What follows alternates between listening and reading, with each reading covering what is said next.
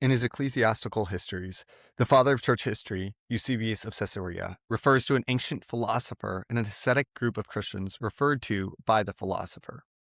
He writes, "It is said that Philo, in the region of Claudius, became acquainted at Rome with Peter, that is, the apostle, who was then preaching there.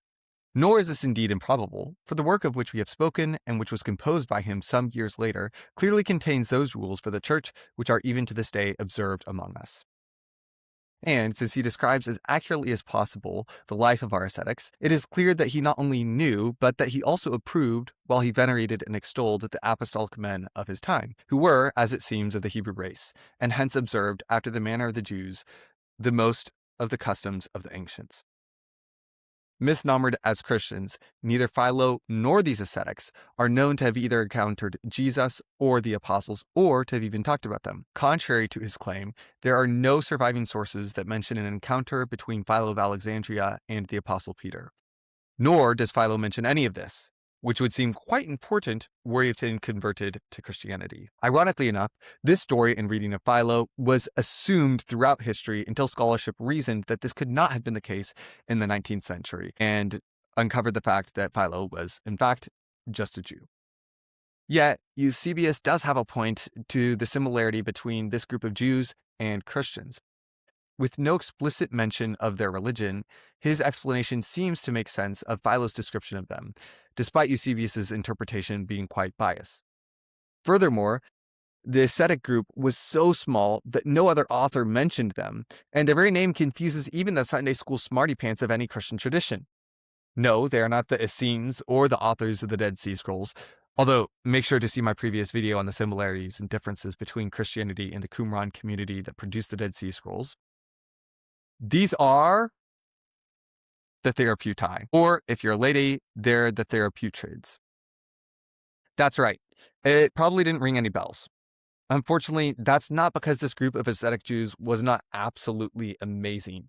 They were. As Philo of Alexandria explains, the Therapeutae received their names from the Greek verb therapeuo, which can be translated as either to heal or to serve.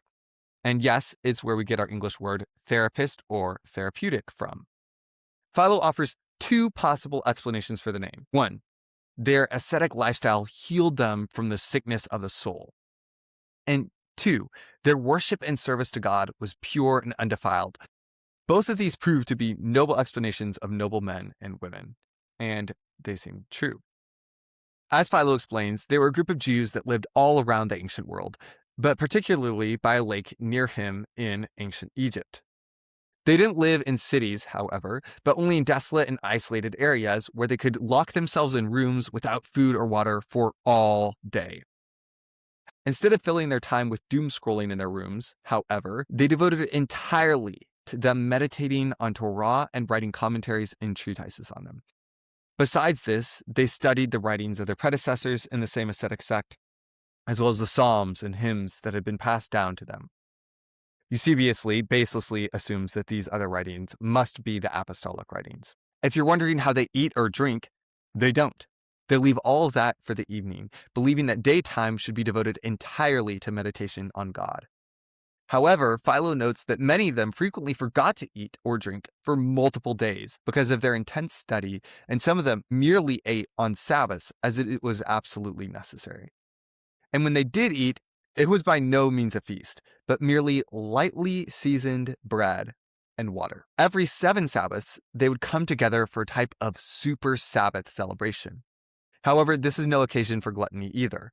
Here, they would continue to feast on prayer and contemplation as they opened up blessing God and praying to Him. They all sat on rugged rags and listened to the public reading of Scripture, sang the Psalms together, and then heard from somebody expound on the Scriptures before eating more of the 2 items that are in their diet, that is, salted bread and water.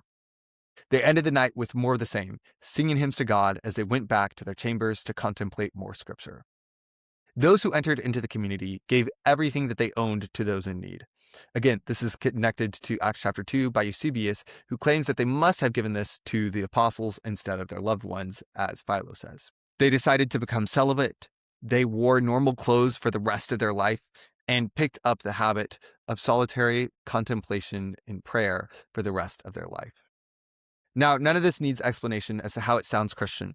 Even their super Sabbath could be seen as a predecessor to what the New Testament refers to as the love feast or Eucharist. In fact, in addition to these ascetic practices that were very quickly picked up on by Christians, the Therapeutae also preferred an allegorical interpretation of Scripture, something the Christians were infamous for, particularly among Jewish people after. It's a shame then that although there wasn't more written about these Therapeutae in their own days, they're not talked about the same way that the Essenes or the Dead Sea Scrolls are today. I honestly desire for more people to become familiar with them. If you agree and you have enjoyed this video, then make sure to give this video a like to tell YouTube to push it out to even more Christians who might also find this helpful. And if you're interested in similar content, make sure to subscribe and hit the notification bell so you can know when I publish my next video. I also have a new newsletter that you can sign up for free using a link in the description to this video. Thanks, and bye.